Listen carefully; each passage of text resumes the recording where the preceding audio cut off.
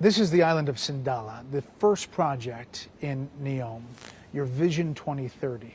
It is spectacular. It is really beautiful. You know, a lot of people have described you as a visionary leader. I talked to a number of your citizens, and that's how they describe you. And you didn't even plant them. That's really how they talk about you. And world leaders are saying the same thing. You've had this transformational change, every aspect of the kingdom, economic, social, cultural, religious. Can you give us some specific examples of what your goals are and how you think all of this is going? Well, simply, we have in the past few issues in Saudi Arabia and a lot of opportunities that we didn't use. We're trying to capture that and to go forward for a better Saudi Arabia. And that's what we're trying to do. And it's a big vision. It is a big vision, and we get like surprised every day that we reach our target faster, and we extend that to a newer target and a bigger ambition. So it's really exciting. Your ministers say you work them hard. Well, you can see in 2022 we are the fastest G20 country growing, and also in this year, if you take just the non-oil GDP part, we are the second fastest in the G20 growing. So it's like a fight between Saudi Arabia and India, a good fight. You're making a transition on trying to get different parts of the economy, not a heavy reliance on oil. The role of women in the society has evolved significantly. You know, you had this 2030. What do you see 10, 20, 30 years for Saudi Arabia? I will give you an example. If you look to late 70s, Saudi Arabia GDP is bigger than South Korea. And now South Korea, I think it's the 10th or 11th largest GDP in the world in 2016, and in 2016 we are number 20. So that's a shame. In 1980 we was GDP number, I think, 12 globally, and then in 2016 we are number 20. So we believe if Saudi Arabia and really the perfect track, since that time we will be among the top 7 GDP globally. I'm trying to get Saudi Arabia back on the right track. You're a data guy. We can see today we are the largest, number 17 ranked as the largest GDP in the world, but in G20 we are almost ranked number 15 from 20 in just few years. The G20, you just mentioned it. You really have become a big player on the world stage, and that G20 rail and ports deal connecting Europe, the Gulf nations, and India, why is that such a big deal? Logistics is important. If you want to manufacture in your country, if you want to move goods, it's important to have a good logistic plan. You work it with many countries, many regions, to be sure that goods pass in the right time. For example, that project will cut the time of goods from India to Europe by 3 to 6 days. Cut time, save money, and it's more safer, more efficient. So why not? And it's not about only moving goods and railways and ports. It's also about linking grids, energy grids, data, cables, and other stuff will benefit Europe, Middle East, and also India. And most of these energy, all of these energy going to be a green energy that's going to be produced in the Middle East and being exported to Europe and India. So it's a big deal for us and for Europe and for India. Also mentioned in this deal is Israel. What would it take for you to agree to normalize relations with Israel? Well, there is approach from President Biden administration to get to that point. For us, the Palestinian issue is very important. We need to solve that part, and we have a good negotiations continue till now. We gotta see where it will go. We hope that it will reach a place that it will ease the life of the Palestinians and get Israel back, as a player in Middle East. There were reports that you had suspended talks. No, that's not true. Not true. So you think, if you were to characterize it, are you close? Every day we get closer. It seems it's for the first time real one, serious. We're gonna see how it goes. Can you make a deal with Israeli Prime Minister Benjamin Netanyahu? Is that somebody you can deal with? Well, in Saudi Arabia policy, we don't interfere of who's running each country, who's there. We work with him. Now we don't have a relation with Israel, but if Biden administration succeeded to make, I believe, the biggest historical deal since the end of the Cold War, then we're going to start a relationship, and that relationship gonna be continues regardless of who's running Israel. So, I mean, he's 73, you're 38, but you think maybe there's a chance that you could deal with him? If we have a breakthrough of reaching a deal that give the Palestinians their needs and make the region come, we're gonna work with whoever's there. Not to go too far, but the concessions Israel would have to give the Palestinians, what would that look like? That's part of the negotiation. Okay. Yeah, I don't want to describe things because I want to see really a good life for the Palestinians. So I want just to continue the negotiation with the Biden administration to be sure. Well, on the U.S. side, would there be a defense pact maybe between the Saudi Arabia and the United States? And what would it look like Article 5 in NATO? Yeah, first of all, we have some sort of that in the past 80 years. We are the biggest buyer from American armament manufacturing. I believe Saudi Arabia alone is bigger than the next 5 buyers from America. So Saudi Arabia is critical in your armament import economically.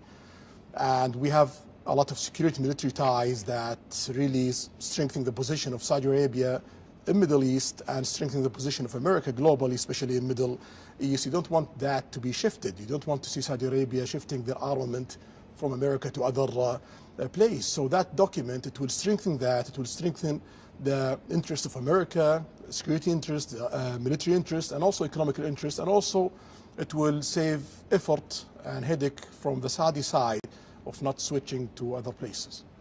You know, there are many people who wonder why you first normalized relations with Iran, a longtime enemy who back in 2017 attacked your oil facilities, but yet not yet Israel.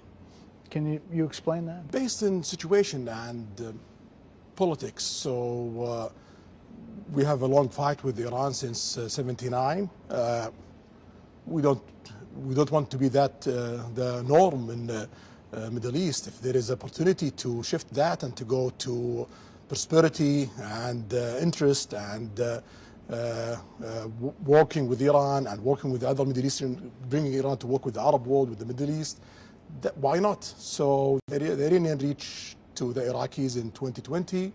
The Iraqis talk to us. They start to do that kind of negotiation. We have few obstacles. China come in, solve it, and then we have a good start. We hope that continues. We're trying our best, and also what we see from the Iranians, that they're taking this very seriously and they're doing their best. So we're investing in that. That's a big change, and clearly you can see outside the box on these deals. You know, you can look to that. Are you concerned, though, Iran gets a nuclear weapon, about them getting a nuclear weapon? Well, we are concerned of any country getting a nuclear weapon. That's a bad move, and you don't need to get a nuclear weapon because you cannot use it. Even if Iran gets a nuclear weapon, any country use a nuclear weapon, that means they are having a war with the rest of the world. The world cannot see another Hiroshima. If the world see 100,000 people dead, that means you are in a war with the rest of the world. So it's a useless effort to reach a nuclear weapon because you cannot use it. If you use it, you got to have a big fight with the rest of the world. If they get one, will you? If they get one, we have to get one for security reasons and for balancing power in the Middle East, but we don't want to see that. Yeah. It's just a big change. You know, a lot of the world experts are saying how you can isolate Iran and try to prevent them from doing what they have been doing. And then just the image of your Saudi team, football team, going to Tehran to play is just striking, right? Well, that's good. That's part of the movement, and we see very warm welcome from the Iranian side to the Saudi team. I believe Saudis take that very positively. Iran has been fighting this proxy war in Yemen against you. Just today, there were these high-level talks over the past 5 days with the Houthi rebels. inside the kingdom. And the quote from your people is that it was positive. Secretary of State Blinken said that this is a time of opportunity. Do you think it is? Yeah, definitely. Our aim from day one is to have good life for the Yemenis, good life for the whole countries in the region. For us in Saudi Arabia to progress, to do really great progress and great growth and creating amazing economy in Saudi Arabia and have close to 100% of succeeding of what we're trying to get, that means we need a stable region. To have a stable region, you need economical development in the whole region. You don't need to see problems in Yemen. You need to see Iraq going really forward. You need to see Iran going really forward. You need to see Lebanon going forward. You need to see the rest of the region going forward. And we are working with GCC, with Egypt, with other players in the region, and also with the global players, with our allies in America, to make that happen. That's good for the rest of the world, because you see, when the region is disturbed, ISIS come out, Al-Qaeda come out, terrorist attack come out, piracy come out. So we don't want to see these events. You want to see opportunities for American companies, for European companies, for the rest of the world, and for more growth in a place that create problems in the past few decades. I mean, obviously, more than 150,000 people died in Yemen. It's been a big humanitarian crisis, but you all put in billions of dollars to help in that, and it doesn't get covered a lot. Do you think it's close to kind of wrapping up? Well, we are the biggest country in the world who give aid to Yemen in the past and today and tomorrow.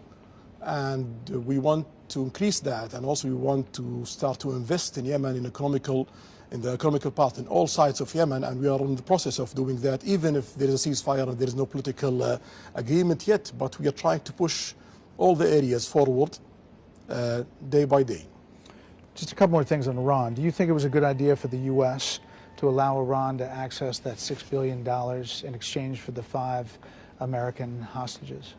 You know, you cannot say it's a bad or a good policy, but what I would say that it's a step.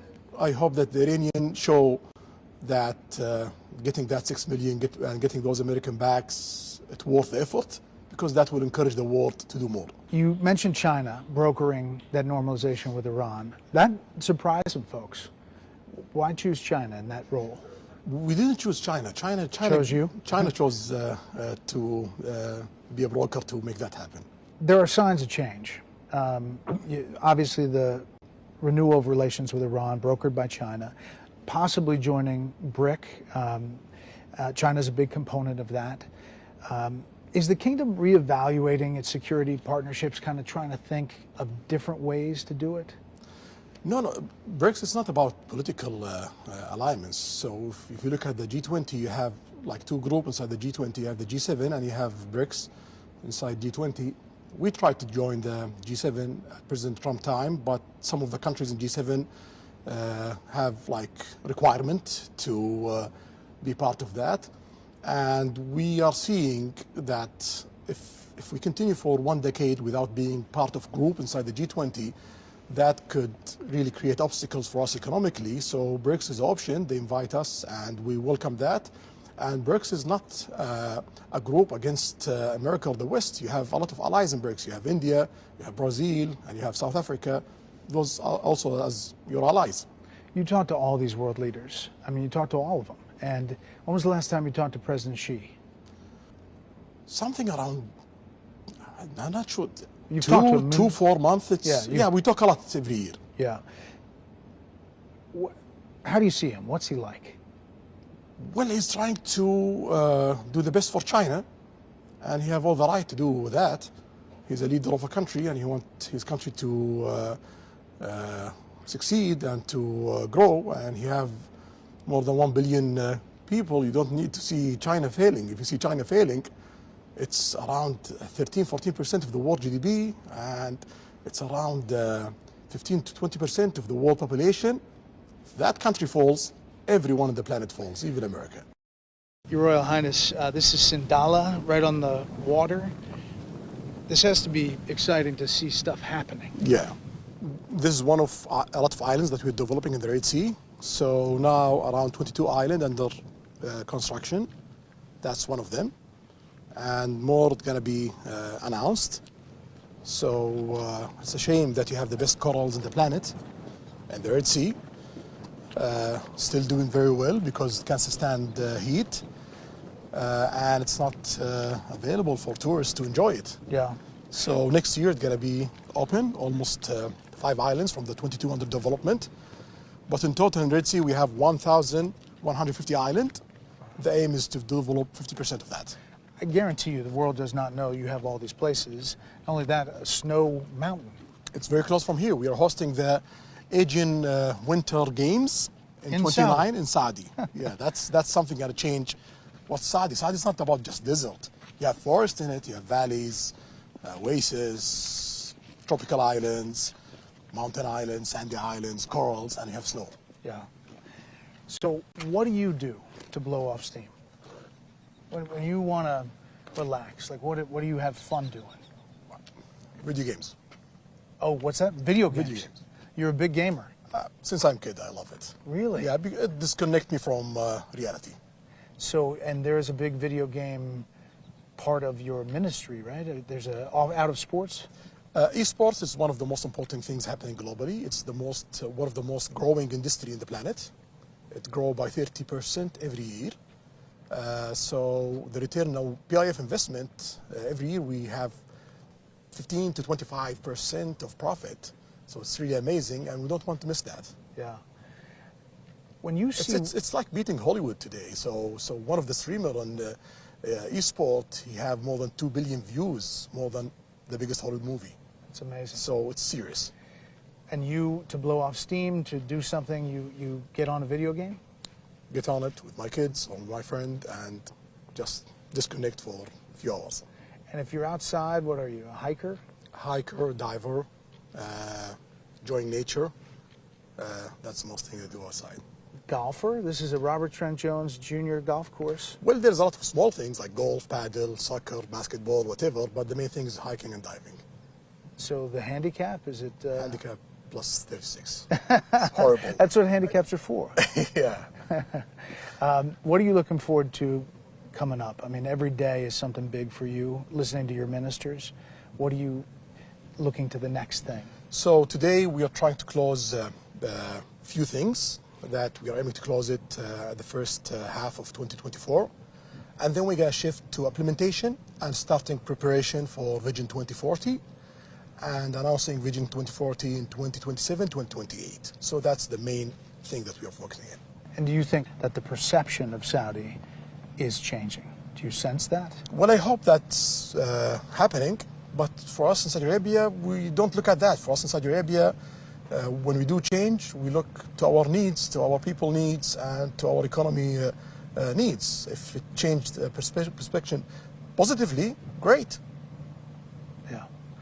We really appreciate the time. Shukran. And we look forward to seeing where Saudi Arabia is by 2030 and beyond. Thank you. Thank you, sir. Thank you.